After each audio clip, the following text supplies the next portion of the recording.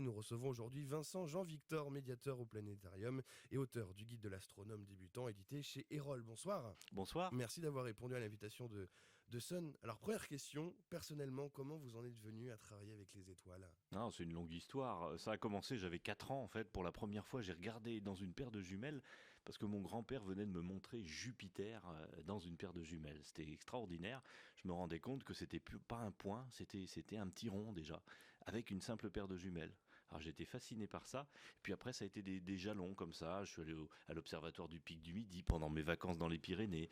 Et puis, de fil en aiguille, j'ai rencontré les gens de la SAN, la Société d'astronomie de Nantes. Je me suis rendu compte que c'était quelque chose de beaucoup plus accessible que ce que je pouvais penser à la base. Et puis, de fil en aiguille, la passion a fini par transpirer tellement que c'est devenu ma profession. Voilà. Et donc, ma passion pour la transmission du savoir combinée à mes connaissances en astronomie m'ont permis d'intégrer le planétarium. Donc. Alors, parmi les gens qui nous écoutent, peut-être qu'il y en a qui n'ont jamais mis les pieds dans un planétarium. Alors, finalement, est-ce que vous pouvez nous dire, nous rappeler qu'est-ce que c'est qu'un planétarium? Eh bien, un planétarium, c'est un endroit où on peut observer le ciel, par exemple, même s'il y a des nuages, puisqu'on les simule, les étoiles, hein, on les projette au plafond. Alors ça s'est fait longtemps avec des systèmes plus ou moins basiques, avec, on va dire, une boule et une lumière au milieu, avec des petits trous qui faisaient que ça projetait les étoiles au plafond. Et puis dans les années 2000, ça a commencé à se numériser comme tout le reste. Et aujourd'hui, on fonctionne avec un simulateur qui génère des images par informatique, et donc on se promène comme si vous étiez dans un jeu vidéo finalement. On se promène dans un univers reconstitué. Voilà. Le gros avantage, c'est qu'on peut aller où on veut. Donc on n'est plus obligé de rester sur Terre et de regarder le ciel qu'on verrait depuis la Terre, mais on peut décoller de la Terre, aller se promener, se poser sur la Lune, aller naviguer parmi les planètes, mais aussi les étoiles, les galaxies, etc. Alors, la programmation se scinde en 10 grands thèmes. Comment justement est-ce qu'elle est travaillée, cette programmation? On essaye de s'adresser à tout le monde. Donc on va avoir des séances pour les tout petits, par exemple, et puis on veut que les gens puissent revenir aussi. Donc on a des séances pour les tout petits, après pour les plus grands, donc il y a différentes tranches d'âge, mais globalement on essaye d'avoir 2 séances où on s'adresse aux 4-6 ans, et puis toutes les autres séances où on va s'adresser au grand public en général, en essayant de faire en sorte que ça soit euh, intéressant pour le plus grand nombre. Donc il en faut pour les adultes, pour les passionnés, et puis il en faut aussi pour les enfants qui vont se faire plaisir à voir des belles images. Donc on a effectivement, oui, une dizaine de séances. Après, la séance phare, il faut admettre, c'est la séance où on va se promener à travers les planètes, hein. C'est celle qui fait vraiment recette. Et puis les autres sont là pour justement permettre aux gens d'aller voir un petit peu autre chose quand ils en ont envie. Et quels sont les différents thèmes abordés, si ce n'est tout ce qui se trouve au-dessus de nos têtes? Eh bien, il y a beaucoup de choses qu'on peut aborder. Il y en a pas forcément autant que ça euh, qui sont faciles à exploiter dans un spectacle de planétarium. Donc on est obligé de passer parfois par des productions qui sont faites à l'extérieur, hein, des films, hein, pour être clair, auxquels on ajoute toujours une partie en direct toutefois. Et dans ces films, justement, on va pouvoir aborder des thèmes qu'on ne peut pas traiter visuellement avec notre simulateur. Donc par exemple, si on veut parler de phénomènes comme des trous noirs ou des choses comme ça, évidemment, c'est très difficile d'avoir des images concrètes, hein, et d'avoir un discours qui soit à la portée de tout le monde. Donc on fait attention à ce genre de choses.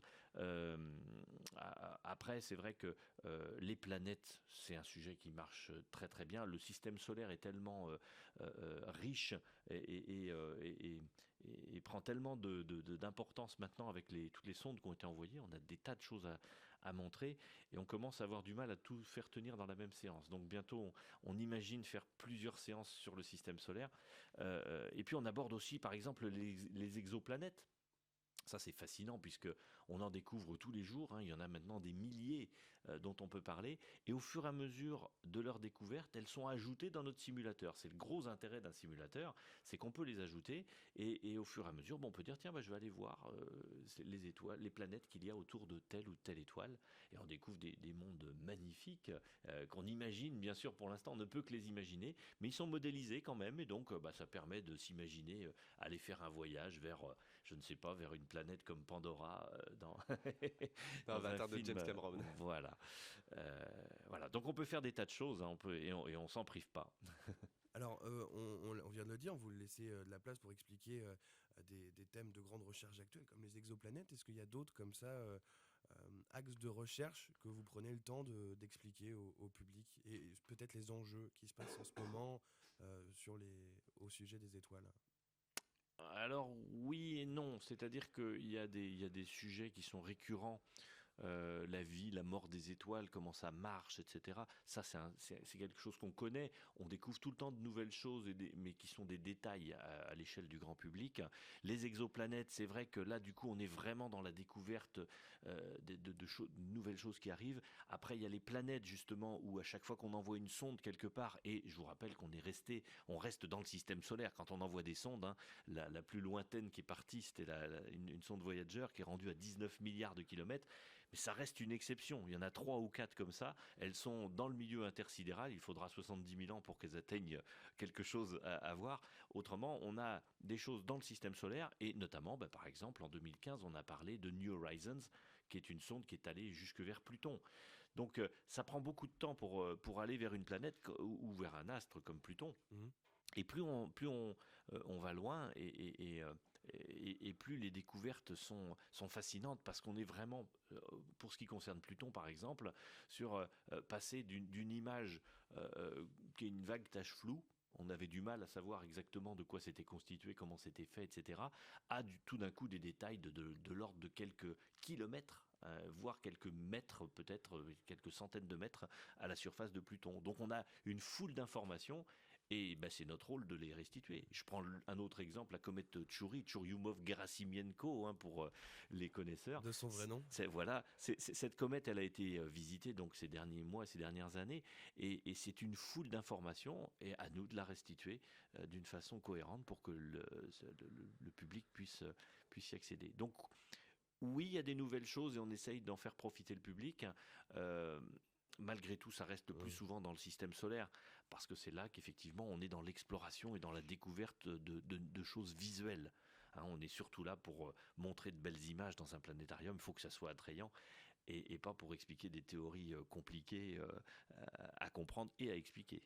Alors on l'a dit, votre travail au planétarium, c'est de transmettre votre savoir et votre passion d'ailleurs au public, mais vous l'avez aussi mis sur papier, on l'a dit, vous êtes auteur du guide de l'astronome débutant. Qu'est-ce qu'on y trouve dans ce guide? Le guide de l'astronome débutant, je l'ai écrit à une époque où je vendais du matériel astronomique et où il y avait toujours les mêmes questions qui revenaient, mais je veux me mettre à l'astronomie, comment je fais? Qu'est-ce que j'achète? Comment je fais un choix de télescope? Comment je m'en sers après?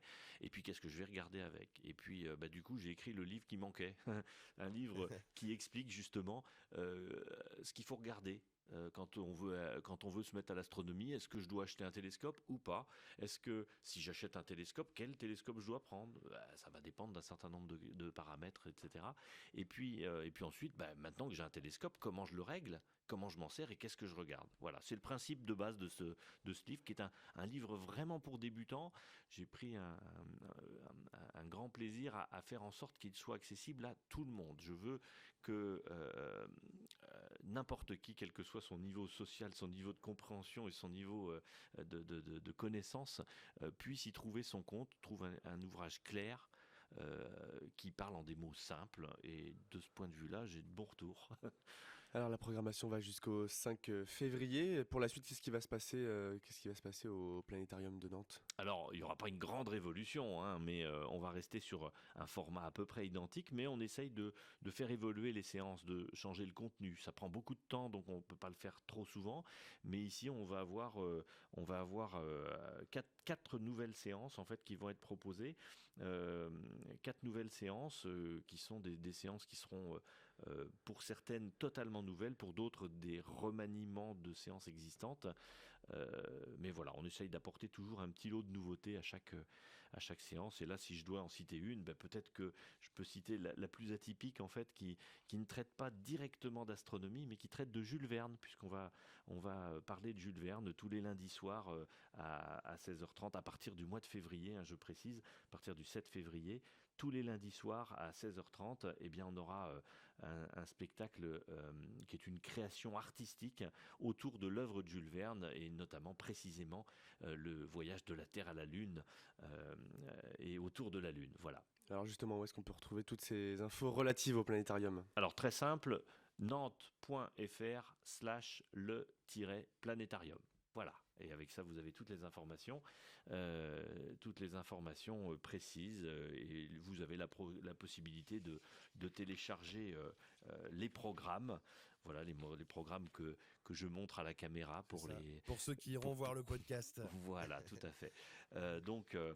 Vous pouvez aller télécharger le programme et la plaquette institutionnelle du planétarium tout en bas de la page sur la droite. Eh bien, merci beaucoup, Vincent Jean-Victor, d'avoir répondu à notre invitation. Je rappelle que vous êtes médiateur au Planétarium et auteur du guide de l'astronome débutant à acquérir et édité chez Erol. Entretien à écouter, bien sûr, dans quelques instants sur le site de Sun, rubrique Sun Replay.